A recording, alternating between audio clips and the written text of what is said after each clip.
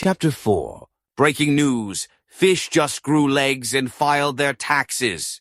That's right, folks. According to totally scientific theories, some fish, one day, just decided, you know what? Swimming is boring.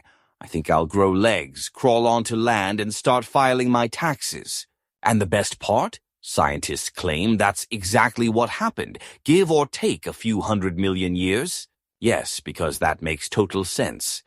Fish just randomly sprouted lungs, a skeletal system strong enough to withstand gravity, an entirely new method of breathing, and boom, they were land creatures. But wait, shouldn't we have actual proof of this? Like I don't know. Fossils. The case of the disappearing missing links. Now, if evolution is true, we should have millions of perfectly documented transitional fossils, that is, fossils showing creatures in the middle of turning into something else. But instead, what do we have? Nothing but imagination, and a few nice drawings in textbooks. Fossils that mysteriously appear fully formed with no gradual transitions. Cartoon illustrations pretending to be science. Where are the half-fish, half-lizards? Where are the half-reptile, half-bird hybrids? Where are the almost human apes stressed out about their mortgage and student loans? Oh, that's right, they don't exist. Science response.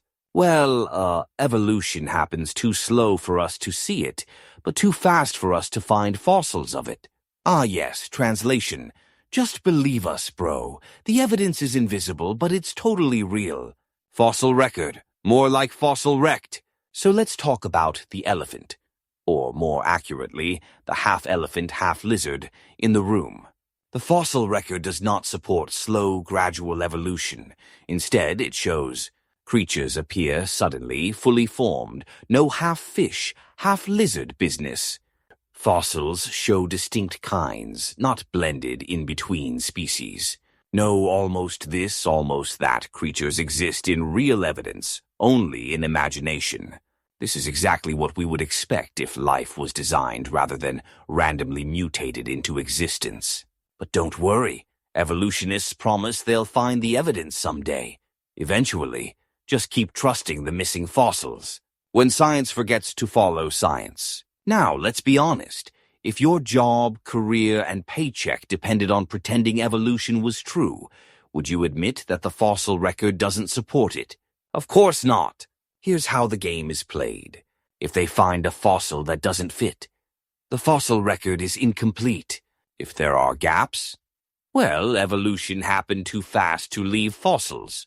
If no transition fossils exist, that's just because fossilization is rare. Hold up. So when they do find fossils, they support evolution, and when they don't find fossils, that also supports evolution. Ah yes, unfalsifiable science, the best kind. Atheist scientists, trusting order, preaching chaos. You know what's even funnier?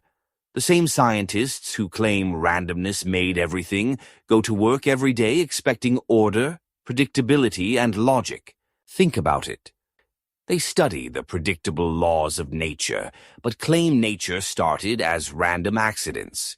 They trust the consistency of physics, but insist life was born from disorder. They believe in reliable biological functions, but claim cells just randomly figured out how to work. So which is it, science, order, or randomness? You cannot run experiments expecting law and order while preaching that blind chaos made everything. Example, why this is impossible. All right, let's put this to the test.